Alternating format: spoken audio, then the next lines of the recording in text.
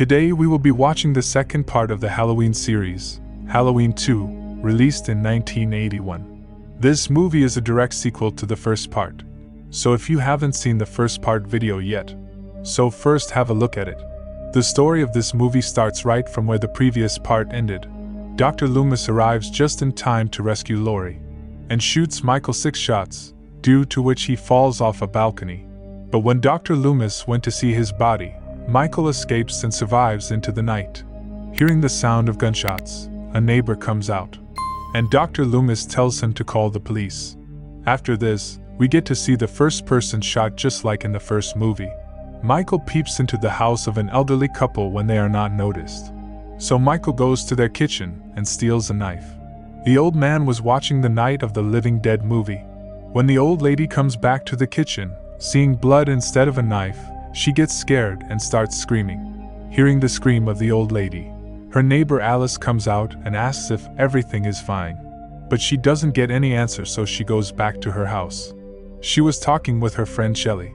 She learns from the radio that someone has committed 3 murders in her locality. Obviously, Michael had done all this. Even after knowing this, Alice does not lock its main door properly. Getting a chance, Michael comes in. Alice hears some noises in her house and goes to check.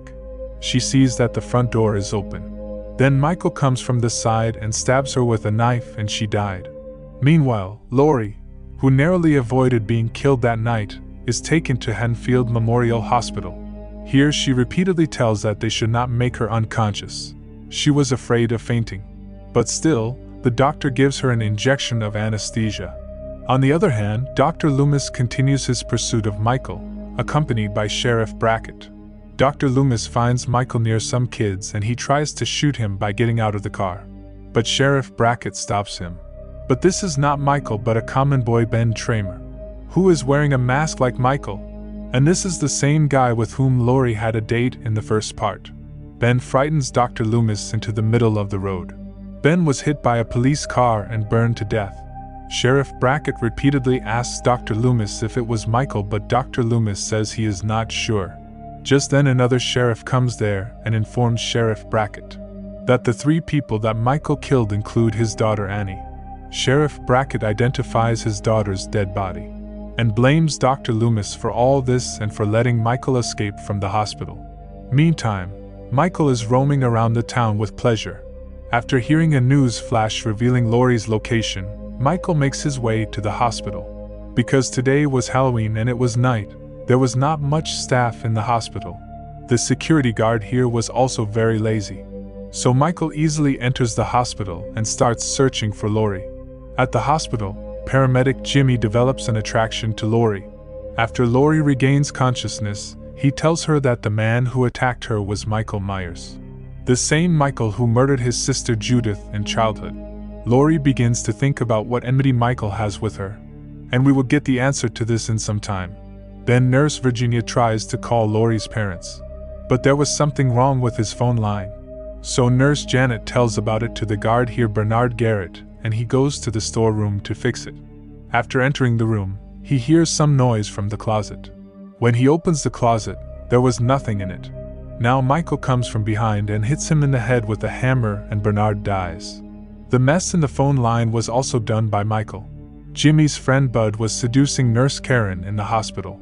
At the same time, Laurie has a dream in which she sees a flashback of her childhood. Her mother was telling her that she is not her real mother. Laurie also sees a strange boy in her dreams. Now we will know who he was. Bud and Nurse Karen start making out in a physical therapy hot tub. Michael comes here and does what happens to horny teenagers in slasher movies. Michael turns up the temperature of this pool, but notices and leaves the room to lower the temperature. Michael strangles him to death, but Nurse Karen doesn't know about it. Michael then comes inside the room. As soon as Nurse Karen turns around, Michael put her head in boiling water again and again. This causes the skin on Nurse Karen's face to peel off and she dies. Out in the post-mortem, Dr. Loomis learns that the boy he killed is dead. He was not Michael but an innocent boy. They both go back to Myers' house, in front of which many people were throwing stones at that house, as Michael is sitting inside the house. Meanwhile, police are informed that Michael broke into the local elementary school earlier. Dr. Loomis rides with them.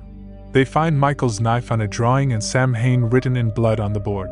I don't know what it means and it is not important either. Marion comes here looking for Dr. Loomis, her colleague, who was with Dr. Loomis in the first part, and Michael ran away scaring her. Marion arrives to escort him back to Smith's Grove on the governor's orders and under the enforcement of a U.S. Marshal. Now under compulsion, Dr. Loomis has to go with them. On the way, she tells him that Laurie is Michael's younger sister. She was put up for adoption after the death of Michael's parents, with the record sealed to protect the family. The boy Laurie saw in the hospital in her dream was Michael. Realizing that Michael is after Laurie and being told she was brought to Hanfield Memorial Hospital, Loomis forces the marshal at gunpoint to drive back to Hanfield. Here in the hospital, Jimmy sees that Laurie's eyes were open but still she was not giving any response. Seeing this, Nurse Janet goes to the doctor's office but the doctor was ignoring her words. When she turns his chair, she comes to know that someone has killed the doctor, and a syringe was also inserted into his eye. Before Nurse Janet reacts, Michael comes from behind. Now he inserts an empty injection into Nurse Janet's head and she also dies. When Nurse Janet doesn't show up for a long time, Jimmy himself goes out to find her. Michael then enters Laurie's room and stabs her repeatedly with a scalpel. But then he learns that Laurie was not there under the bedsheet. She had already run away from there. Laurie somehow tries to call someone by coming to the empty room. But all the phone lines were still bad and then Laurie faints right here. On the other hand, Jimmy and Nurse Jill were not getting any of the doctors or other staff. Jimmy goes to an operating room and finds a nurse's body lying there. Her blood was spread all over the floor. Jimmy tries to run away from here, but he slips due to blood and falls unconscious. Nurse Jill tries to leave the hospital but her car does not start. She comes out and sees that someone had punctured not only her but the tires of all the cars. Nurse Jill comes back in fear and she also finds Laurie, but she was still not fully conscious due to the medicine. Michael follows Nurse Jill and hits her with a scalpel and lifts her into the air and Nurse Jill is also killed. After this, Laurie swiftly runs away from Michael and Michael slowly follows her. Laurie runs into the elevator, and because Michael is so slow, the door closes before he can reach her. On the ground floor, Laurie walks out of the hospital and hides in a car. Jimmy soon arrives and tries to drive the car to safety, but passes out again on the horn, attracting Michael's attention. Laurie gets out of the car and Dr. Loomis also arrives at the same time. But for some reason, Laurie just keeps staring at them. Dr. Loomis enters the hospital without seeing Laurie. Laurie also comes inside and Michael appears behind her and slowly moves toward her. Dr. Loomis sees Laurie, takes her inside, and closes the door. But Michael easily breaks through that glass door and comes inside. Dr. Loomis once again shoots Michael about 5 times, causing Michael to fall down. The marshal tries to check Michael's pulse as Loomis warns him to stay away, knowing he isn't dead.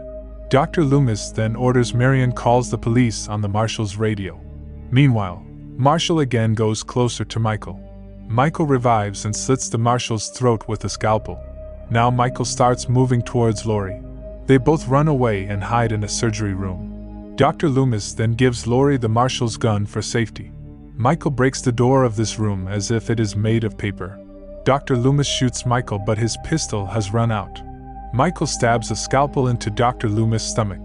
He then moves towards Laurie, but Laurie gives Michael a headshot twice with her gun. Perhaps Laurie shot Michael in both eyes because there is no hole anywhere else in his mask. At the same time, blood starts bleeding from both his eyes and it seems as if Michael is crying tears of blood.